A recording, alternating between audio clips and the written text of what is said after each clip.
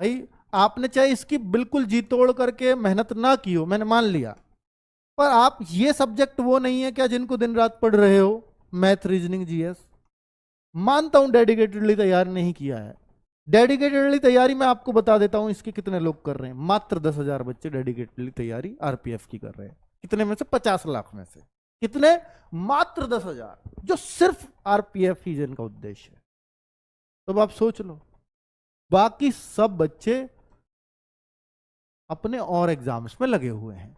मैं इसको इतना बता रहा हूं कि देखो, मैथ्स अर्थमेटिक आएगा, हाँ जी अर्थमेटिक आएगा। यह 35 क्वेश्चन आएंगे, हाँ जी 35 क्वेश्चन आएंगे। 30 क्वेश्चन करना कोई बहुत मुश्किल नहीं है। इसमें भी 30 क्वेश्चन करना 35 में से बहुत मुश्किल नहीं है। और ये आप अगर 35 कर जाओ जीएस में तो आपका सिलेक्शन तय हो जाता है, लगभग इतना स्कोर करने से।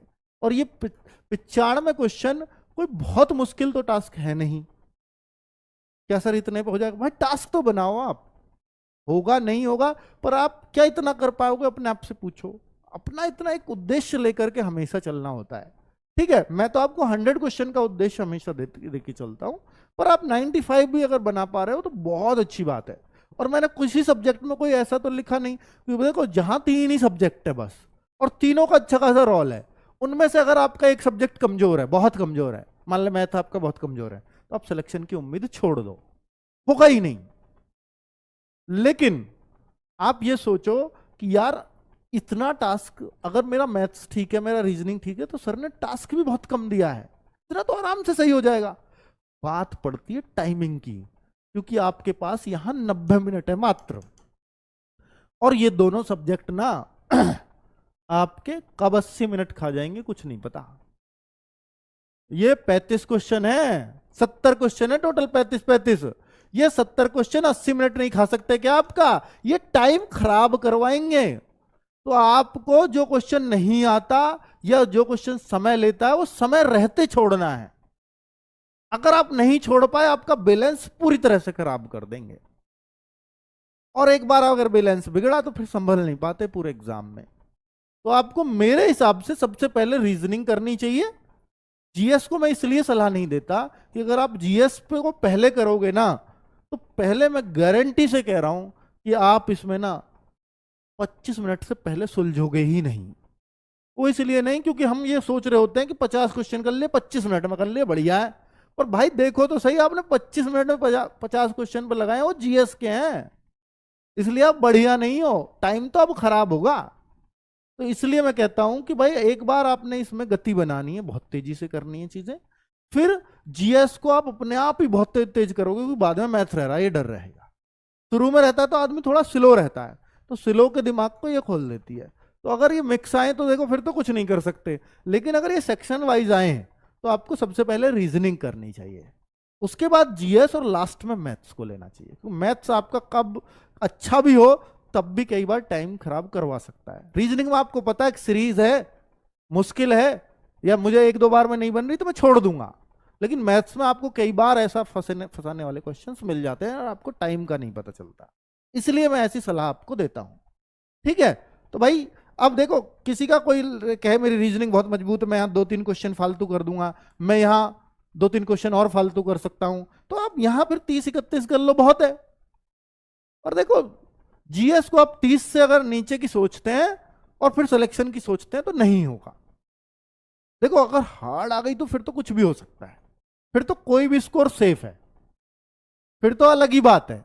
अगर बहुत हार्ड आया पेपर, भाई ऐसा भी हो सकता है जीएस में आपको 20 क्वेश्चन मुश्किल हो जाए, फिर तो फिर हम 95 स्कोर क्यों मतलब तय करेंगे? फिर तो हम सोचेंगे 80 पे भी सिलेक्शन होगा, अगर उन्होंने 20 क्वेश्चन जीएस में ही मुश्किल कर दिए तो आपके।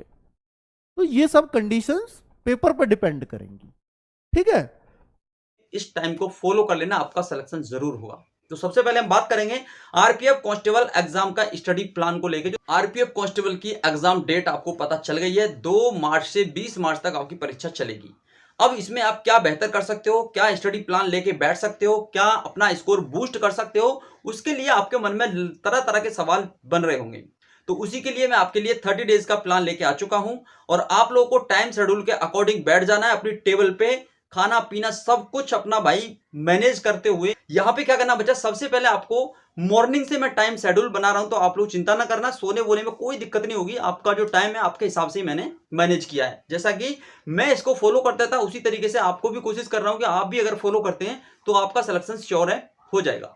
तो बच्चा इकोनॉमिक्स का सबसे पहले मैंने लिया, जिन बच्चों को सबसे ज्यादा डर लगता है कि सर इकोनॉमिक्स में कुछ समझ में नहीं आता, अर्थशास्त्र एक ऐसा सब्जेक्ट है कि बच्चे बहुत ज्यादा यहाँ पे नहीं गेन कर पाते। तो यहाँ पे बच्चा आपको इकोनॉमिक्स 8 बजे से 9 बजे तक का आपको टाइम में सेट रखना है। दूसरे नंबर पे ज्योग्राफी लेनी है, जो कि 9 बजे से 10 बजे तक आपको ज्योग्राफी को पढ़ना है। हिस्ट्री के लिए आपको 10 बजे से 11 बजे तक का टाइम देना है। पॉलिटी के लिए 11 बजे से 12 बजे तक का टाइम देना है। उसके बाद बच्चा 4 सब्जेक्ट जब आप पढ़ लोगे तो आपके पास में जीके का पोर्शन कुछ कंटेंट में इकट्ठा हो जाएगा। फिर आपको करना थोड़ा सा माइंड रिवर्स करने के लिए मैथ पे काम। मैथ पे जब काम करेंगे बच्चा तो आपको 12 से 2 बजे तक, दोपहर के 12 से 2 बजे तक मैथ को करना है। मैथ में प्रैक्टिस करनी है, जो भी चैप्टर्स हैं, जो भी नोट्स हैं आपके पास, उसको रिवाइज करना है। चैप्टर वाइज में आपको पर डे 20-20 क्वेश्चंस के हिसाब से जैसा भी आपको अच्छा लगे आपको मैथ 2 घंटे पढ़ना है तो पढ़ना है। उसके साथ ही मैंने यहाँ पे कंटिन्यूटी के साथ में रीजनिंग को लिया है, जैसा कि 2 से 4 बजे तक रीजनिंग आपको करना है, 2 से 4 बजे तक। एक बार करके देखो बच्चा, बहुत फायदा होगा। यूपी पुलिस कांस्टेबल का एग्जाम मैंने क्वालिफाई किया, ऐसे ही एसएससी जीडी 3 से 4 बार मैंने क्वालिफाई किया। आरपीएफ कांस्टेबल का एग्जाम मैं क्वालिफाई किया था, बट फिजिकल नहीं लग पाया था।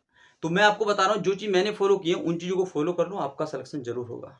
तो देखिए यहाँ पे आपको साइंस को लेना 4 से 5 बजे में, 4 से 5 बजे साइंस को पढ़ना है। उसके बाद फिर आना स्टैटिक जीके पे। स्टैटिक जीके का क्या पोर्शन है बच्चा, यहाँ पे बहुत ज्यादा क्वेश्चंस आपको जो देखने को मिलेंगे वो स्टैटिक जीके से लिंक करेंगे।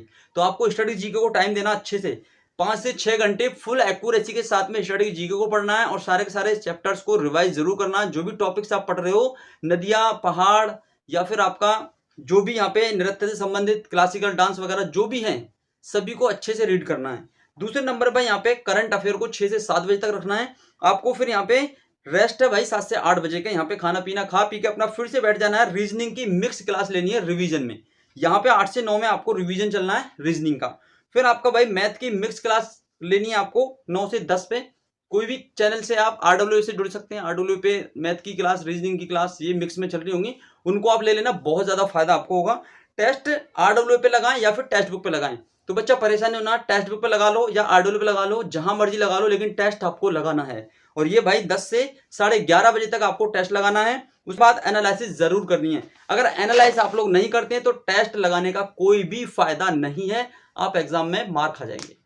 इसलिए कह रहा हूं टेस्ट लगाओ, फुल टेस्ट के साथ ही आप लोगों को उसको एनालिसिस जरूर करना है, जहां भी गलतियां हुई हैं उनको सुधारना है।